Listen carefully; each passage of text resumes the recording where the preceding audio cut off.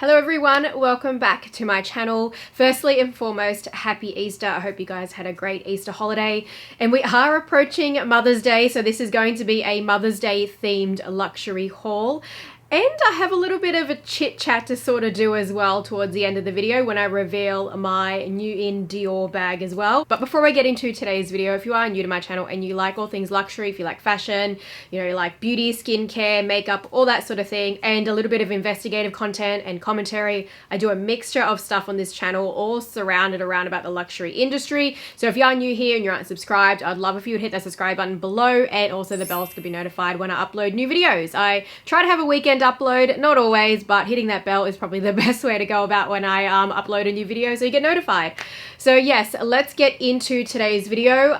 So as I said, this is a Mother's Day themed haul. So I do have some items that I am going to reveal to you guys from Italo Jewelry. So Italo Jewelry is a company that I have collabed with on many occasions. I love their products. Before I show you the new in jewelry pieces, I am as a matter of fact wearing them, but I wanted to show you how the packaging looks, because that to me personally, if I'm gifting to someone, I want to know how it's going to be presented, of course. So this is how you will always receive your Italo Jewelry products, in this beautifully presented box with this nice blue ribbon on there saying Italo Jewelry on the front. And then when you open it up, you do get a few extra things, the sterling silver certificate, and you also get a card that explains your warranty. So they do offer a 1-year warranty on all their jewelry pieces, and they have a 60 days return policy. They do ship worldwide as well. They do also have a membership program now, so like a loyalty program, so you get points for your purchases. That way you can actually get money off as well. You do also get a silver polishing cloth, and this is how the jewelry boxes are presented. So I received in here a necklace and then some earrings. So in the spirit of Easter, of course, I picked up a gorgeous cross necklace. Italo does actually use sapphire gems, and my gosh, do they sparkle and shine. Like, seriously, they truly do, even after years later, well over a year old. Like, and this hasn't been polished in a while. Like, I haven't used the cloth. I have easily fooled people thinking that I'm wearing a super duper chunky diamond ring, because with the sapphire, you can actually really see all that color reflect throughout the gem. And that's what you would typically see with diamonds. You would see like a rainbow of sparkle. And this one, being brand spanking new, is even more bright and blinding. I was wearing this as well yesterday, and these earrings to the beach too. And I even had a lady come up and compliment me on them. But yeah, I always get compliments on the Italo Jewelry. People love the Italo Jewelry products that I have. Honestly, I actually wear a Cartier bracelet. Like, I've got a Cartier bracelet on right now, and we all know the price point with Cartier is very, very, very expensive, and I have never received one compliment on my Cartier bracelet. That's like crazy, isn't it? Not one single compliment on my Cartier bracelet, being the most expensive jewelry piece that I own, with diamonds on it as well. And I have received compliments on my Italo Jewelry pieces like all the time. And then I've got new in earrings. These are an oval cut solitaire earring. So these are a less sort of statement, but because that oval sapphire there, that oval solitaire there is so big and so like sparkly and shine, that it really still does catch people's attention as well. That's the great thing about the Italo Jewelry pieces, is that they've got like a range there to really cater for everybody. So for whatever occasion, you know, for gifting, day wear, special events, whatever it may be, Italo Jewelry has it all, and the price point is amazing. I do have some coupon codes as well that they are offering for Mother's Day, and this is probably the best time of year to get it, aside from like Black Friday sales. So they have a code for 20% off, which is MELP20, and that's for site wide. And they are also offering a buy one get one 60% off, and that code is M60. All the links to shop Italo Jewelry is going to be down below in the description bar, as well as those coupon codes. So let's get into the rest of the haul. I have some Chanel beauty items here that are a part of my Mother's Day gifts. So Chanel actually just launched a new fragrance. So it's actually the launch for the new Chance fragrance. So the name of the new Chanel Chance is Splendid. In French, of course. I'm sure that sounds different. But anyways, let me open it up. I just picked up the smaller size, the 50 ml. So it's a cute purple colored looking perfume. So again, in line with the Chance, being all pastels, pinks, purples, greens, very light corals. Let me spray some of it on. Oh, that's really nice. It's very fresh. It's got like a citrus note in there. I think this might be my favorite chance fragrance. Now let me show you as well what is in this box here. So this is the box here. I actually picked this one out a little bit before they launched all that, the packaging with the ribbon and everything like that. So my sales associate always gives me some samples, some skincare, of course. I love Chanel skincare.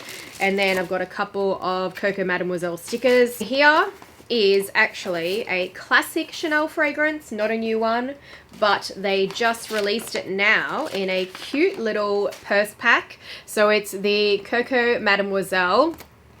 But what I loved about this one, and they had one of these at Christmas, in the number 5, in the Lou, and in the classic number 5. But the Christmas one, I don't know, I was like, oh, something about the accessory for this. I didn't feel like it was that fabulous. And for the price of, you know, paying extra for also the chain accessory on the holder, I was like, no. But this one, way, way, way better. So as soon as I seen that this one was coming out, I knew that I probably was going to want it. The Coco Mademoiselle with a cute chain holder with pearls. I'm actually going to use my Chanel charms that I have, and I'm going to put like the Chanel CC charm on it or something. I don't think, maybe I'll put the number 5 on. I don't know. I'll think about it. I have both the charms anyway. But I love this one. I love that they did it with the pearls. It's just so much better with the pearls. It makes it so much more fancy, so much more Chanel perfume. So that's them there. I totally love this one. Way better than the Christmas one. If you do want this, highly recommend that you get it as soon as you can. I will leave this link down below and the new Chanel Chance fragrance, because this is definitely going to sell out. So the other item I had in my thumbnail that's also a Mother's Day gift. This is from my kids when we went to the Pop Mart store. We have a local Pop Mart store here, and they are always sold out of Labubus. But this, they actually had in store for a change. They had probably about 5 of them available. So this is the Labubu Fall in the Wild. You also have the red tape on it when you get it from the official Pop Mart store. Let me go ahead and open this up because my kids already wanted me to kind of play around with it before, so I have actually already kind of opened it. My son loves it. He actually wants one for himself. He said that this Labubu is his total favorite. I feel like I'm going to get roped into buying 2 of these. They're super duper cute. I'll see if I can get this off. So that's the Labubu Fall in the Wild out of its packaging. These Labubus are so addictive. I love them. I think a lot of people like them anyway. The hat's actually removable. You can actually remove the hat, and then he's got his like bluish kind of grayish body hair there. This kind of guy looks a bit like an old man Labubu. Look at his face. He looks like an old man one. I don't know. He's cute though. He's very, very cute. And you could take off the clothes as well if you wanted to, but I'm not going to do that because he just looks too cute in his outfit. So what do you reckon of my new in Labubu from the How to Work collaboration or something? Fall in the Wild? I don't know. So now let's move on to the bag that I have to reveal for this video. And I'm going to be totally honest with you guys. So this is from DIOR, and I actually have owned this bag for probably a few months now, and I never revealed it because at the time I bought it was just before that whole expose came out about DIOR and Armani, which is under LVMH, mistreating their workers like in poor labor conditions. And I just was like, oh well, I've just got this bag before this whole thing it was exposed, and it's just not the best timing to go ahead and reveal it. And now, given everything that's kind of gone on with TikTok, it's kind of like there is not going to be any other better timing. Everything is just kind of hit the fan. So we're going to chat about that a little bit in this video. I'm thinking if you want me to do a full-on like expose on everything, I can. I have been thinking about it for ages, and I've told you guys many times that I wanted to do this, and I want to talk about how the luxury industry has a lot of ties with China. And I have no issue with things being made in China. No, there's definitely none of that. I have so many items that I love that have been made in China. I think even these Labubus are bloody made in China. Yeah, made in China. This is made in China, the Labubu as well. So that's definitely not my qualm at all. The issue is that, and I've been saying this for a good year now, and why I wanted to do that investigative video is just that it's a lot of work. Because of what I already know, luxury brands are always ripping us off, right? They've been ripping us off for ages and ages. And that is why I keep saying in my videos that I buy pre-loved.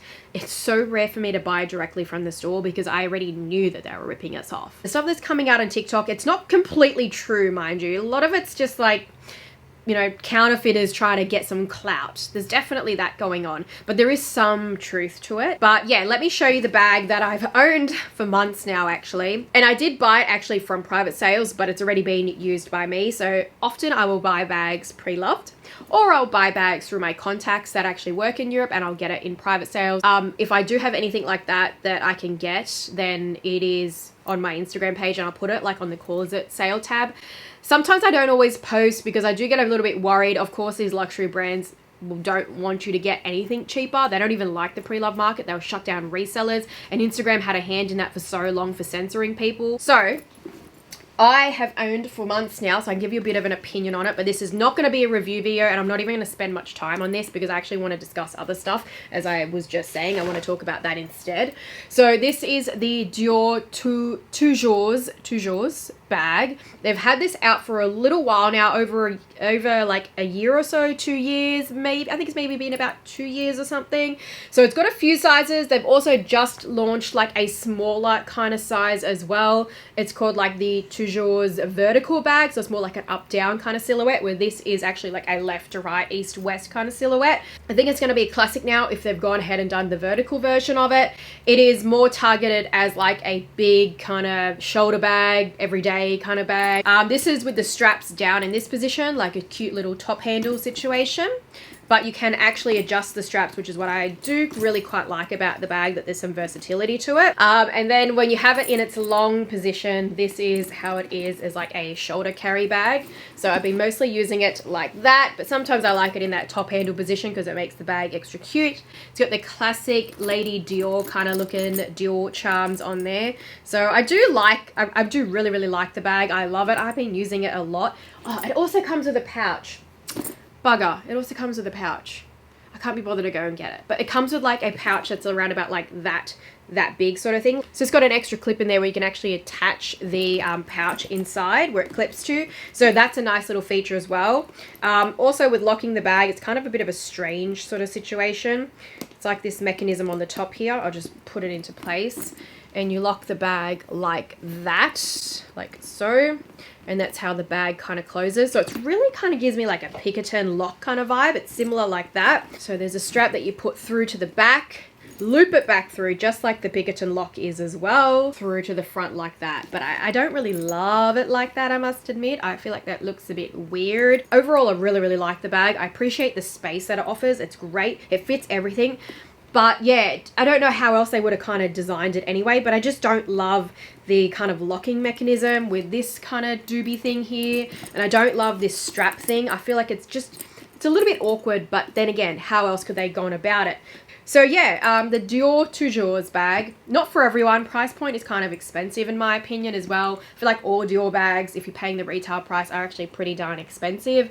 So now I'm going to put my glasses on because I wanted to have a chat with you about the whole thing that happened with DIOR. This article is actually saying even more than what I even understood originally. What I thought originally, it was that DIOR was just creating poor working conditions for their workers. But when I actually did my research on this and discovered a bit more, it actually seems as though that DIOR and Armani, which is under the LVMH umbrella, actually had entrusted production to Chinese factories and then resold the products in stores for thousands and thousands of euros. This article was back before this whole thing has happened now on TikTok. So this article is June 13, 2024 from an Italian website.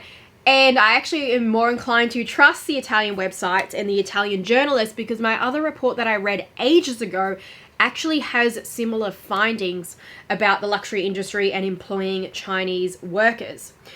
So that's why when I found this one, I was like, you know what? I'm more inclined to kind of trust the Italian journalism because I know that so many of the luxury brands are actually made in Italy. Okay, so I'm going to read this first part to you. It goes, we bring them home in elegant packages as if they were nothing more precious. And perhaps it is such their cost is about twice the average salary of a millionaires, which is people in Milan. But behind the luxury fashion bags, there would be exploited people forced to work in conditions of poor hygiene and absence of safety measures. This is what the checks of Carabinieri of the Labour Inspectorate of Milan have been revealing for months. It all started with the accessories of Olivero Martini, and then it was the turn of the bags of Armani and now Dior. The basis of production of accessories of these famous brands is a desire to reduce costs and a system that repeats itself. Companies entrust production to external companies that in turn subcontract to laboratories with workers of Chinese origin who hide in some structure in the Milan area or around Lombardy. Oliveri Martini, Armani and Dior. What is happening? But above all, why, despite these investigations, does their reputation not to seem to be about to decline? So this article is saying that they've actually imported workers from China to work in poor conditions to manufacture these products at lower cost. But it's because the companies entrusted production to external companies who actually in turn subcontracted them out to Chinese workers.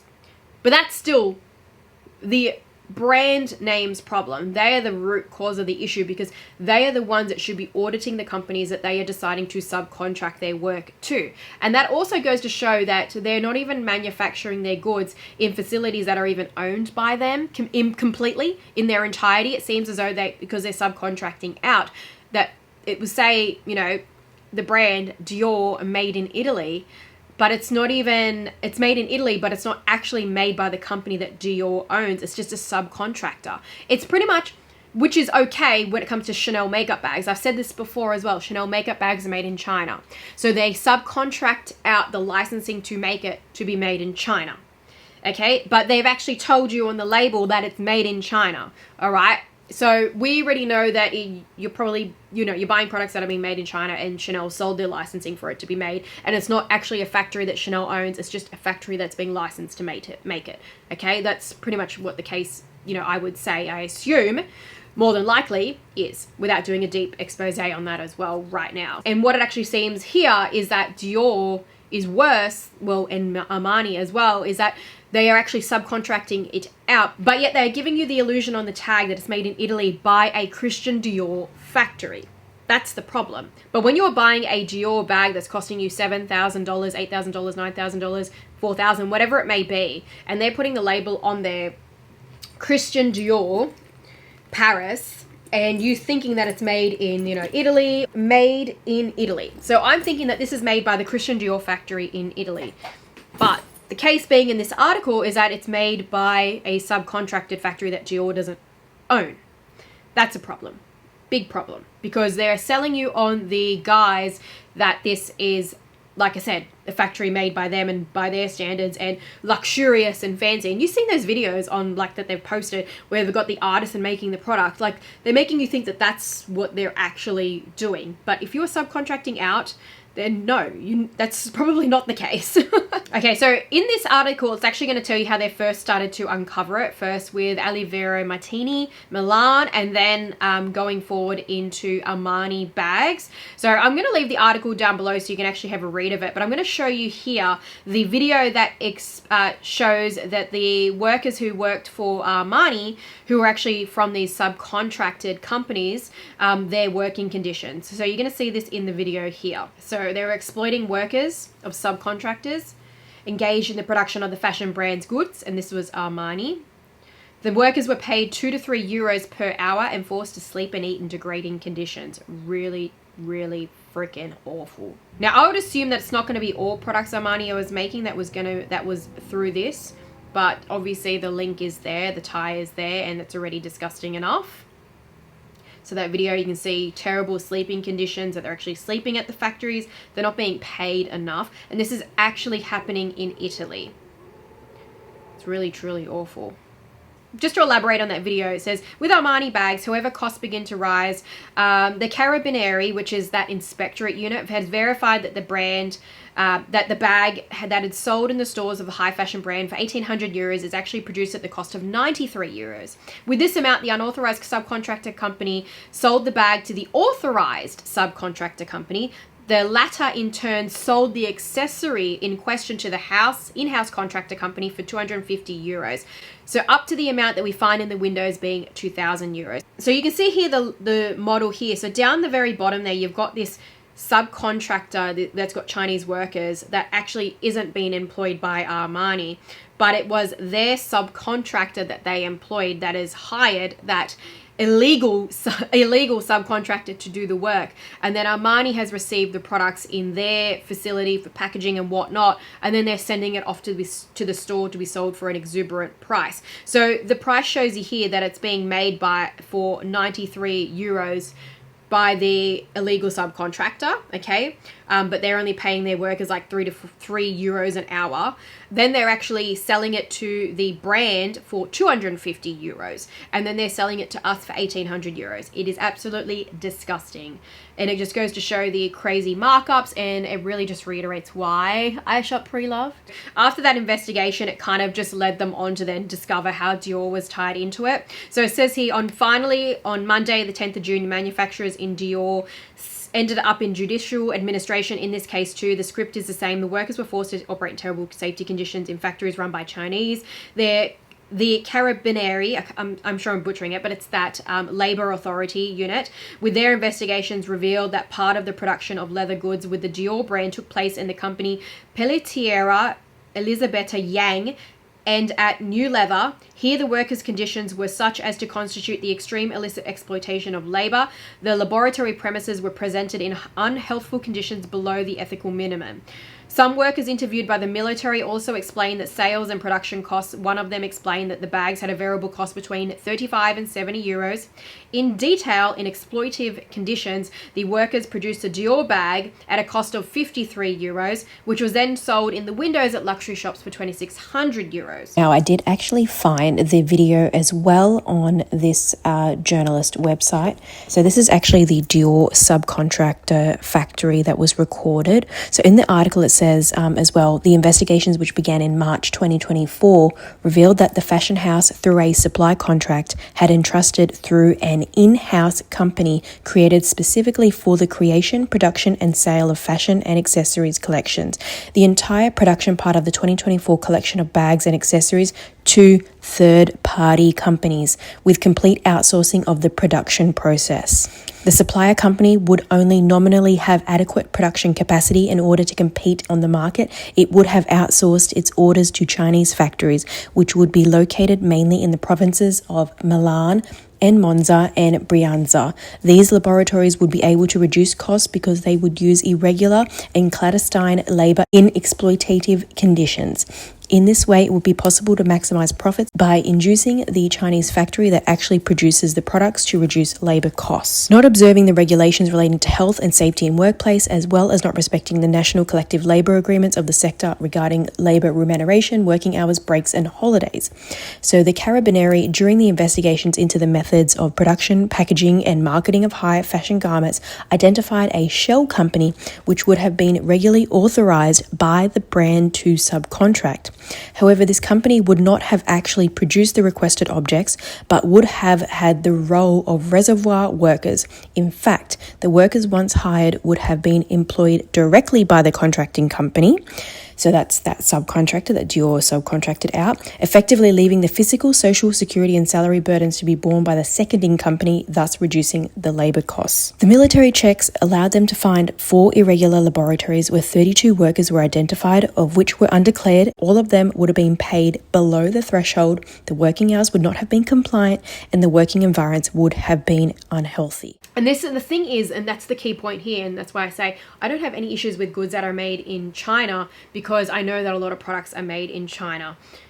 However, there is a big problem when in a country that has all these laws and regulations that we know of, and we are paying ridiculously high, sky-high prices for the products, and they're putting the brand stamp on there that it's made in Italy by Dior, but we know as a matter of fact it's actually not, and it's being subcontracted out, and then illegally even more subcontracted out. That's a huge problem.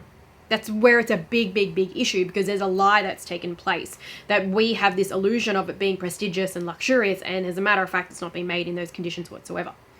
And it's like when I look back at the videos of the artisans making goods, we know that it may not be that, allegedly may not be that for all their products. Obviously, I know it's not going to be all their products that have been made in these conditions, but some of them, based on this investigation and based on the findings in Italy, prove that they had done this wrongdoing. So subcontractor that they trusted was doing the wrong thing, but it still overridingly puts Dior at the top of the chain there being the problem, and they are the responsible overriding issue because they are the brand owner. They're the ones that are putting their brand name on the bag and charging us these prices. So I definitely don't, they're not off the hook by any means. So I'm not going to go into it any further. I have some more information that I'm going to save for another video, but I haven't bought another DIOR bag since. Like, I knew about that officially, like that it was officially discovered. I knew that obviously that there was stuff that has happened in the luxury industry with stuff being contracted out to Chinese workers imported here, like artisans to make, there actually are artisans, but they're being imported into countries to make bags, especially in Europe. And there's a whole lot of wrongdoing that's happening. I was aware of it. It is so, it's extremely problematic because it's like, I still love luxury items. I still love the designs of it because the design is coming from the house itself, but it's very blurred when you don't know how it's actually being made, if it's being made in the right conditions, and then I'm paying such an exorbitant price for it. But the only way that I can kind of be at somewhat of a piece, not okay, just somewhat of a piece, because I still love the designs that these bags produce, is just to buy pre-loved, or I buy private sales. And where I know that it's come from private sales, that it's actually, that product has actually come from within Italy anyway. I know it's been manufactured in Italy. So yeah, it's kind of, yeah, I'm not going to even make any excuse for it. It kind of sucks because all these brands are kind of tied into it in some way. And yeah, I'm just going to have to probably do another dedicated video to it. I can't help that inner peacock that I have, that I just I've always loved fashion from such a young age, since I was so young, really young. And that's why I've been buying handbags since I was 15 years old. So it's, once you just loved something for so long and enjoy playing dress ups and that kind of thing, it's a hard thing to kind of kick. So I'll be first to admit that there is always going to be that kind of moral compass that frustrates me about this whole thing, and knowing what I know. So the only way I can be at somewhat peace is to just stick to buying pre-loved and or less than the retail price. I refuse to give the brands the full retail price. I really do. But let me know your thoughts. What do you think? I know it's kind of, yeah, it gets problematic because that moral code kind of comes in and you're like, shit, shit, I know this, do I buy from them anymore? What I will say, because I know people have brought this up, why do I boycott Balenciaga, like the Kering, who they own, like Gucci, Balenciaga? Why do I boycott them and not boycott knowing what I know about DIOR as well? And the reason being is that the thing that Balenciaga did, and what I know Gucci has done, and under the Kering brand, because also with Christie's auction as well, they have completely obliterated any kind of little shred there that I could give them to ever decide to buy their products. Like, they've completely obliterated it because they go into the realm of child AB. Like, they are PEDOs. What they have done is PEDO behavior, pedo behavior, no doubt about it. What they have done, what they have proven is just disgusting. You do not mess with children. They are innocent. They see the world through rose-colored glasses. It is our responsibility to protect them. And I will never, ever condone that kind of pedo behavior from a brand, ever. It is absolutely disgusting what Balenciaga did. It's disgusting what Gucci has done. It is disgusting what Kering, the overriding mother company that owns all of these, it's disgusting what they have done with Christie's auction, and that disgusting art that they had of children and SE parts, and it was freaking disgusting. And that's why I said I boycott them for life, and I'll never ever buy from them. Obviously, in light of DIOR, we know that they are subcontracting their stuff out, and then then that subcontractor is illegally subcontracting it, and that's where you're getting into a very grey area, because it's like DIOR is responsible because they're the ones that are lying to us, but they also didn't know that was happening, if you know what I mean. So it's like there's a bipartisan guilt there and a bipartisan issue that they're at fault for, but it's not completely black or white, you know what I mean? It's not like what we seen with what happened with Balenciaga when they were outright putting BDSM gear on children, all right, in an adult photography setting. Balenciaga knew what they were doing. The design creative team, they would have come up with this plan already, and they knew what they were going to do for their whole shoot. They knew what they were doing. They also had all that material in there that was talking about that case that was to do with pedo art. They had that in there. They also had the book of that Michael Borings in there, who had disgusting art of children, okay? They had the book with the cremaster, which is also disgusting, but at least there wasn't children involved, right? But they had all these things like in their background and their props, and it's like you would have had to have had all of that approved by your set design, your designers, all of the people that are part of a campaign shoot would have had to have gone through that and approved it, and they still had it all in there. Like, it's a whole like karmic retribution thing. Like, they were telling us, so they had to, because it's a satanic thing, they have to tell us that that's what they're into, and then if we just don't get it, that's on us, that's our own fault. It was like, that was the whole thing happening. And then obviously with Christie's auctions, how could you not see that you were selling art for $300,000 and it had children sculptures with private parts on them? Like, how could you not? You know, none of that is like, I didn't know. You know. You knew. You definitely knew.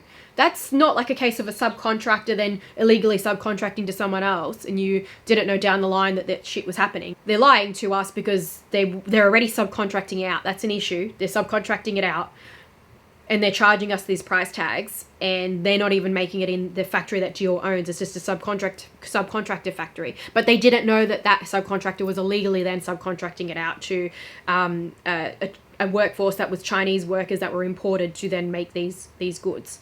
They didn't know that, okay, until it was exposed, and then they found out. But ultimately, they've been lying to us because they weren't even making the stuff in the factory that they own. It was subcontracted out. So that's an issue as well. But that being said, I think I've kind of explained myself enough. So I'm going to end this video here. Let me know your thoughts, and hopefully I'll get around to do a proper investigative video on this, because I do have more information, and I have information that's years old that corroborates with stuff that's come up on TikTok, but at least it's actually legit journalist reports. So I do have that information as well, and it's, you know, been happening for quite a while now. So I'll hopefully get around to that. That's it. I talked too much. That's it. I'm done. Thank you very much. Don't forget, Italo Jewelry is a great gift idea for Mother's Day. Don't forget that. They are a great company, truly, truly are. Great customer service, great working conditions. They've got artisans there that have been working on jewelry for many years. But yeah, that is it. Thank you very much for watching, and I'll see you in my next video. Bye.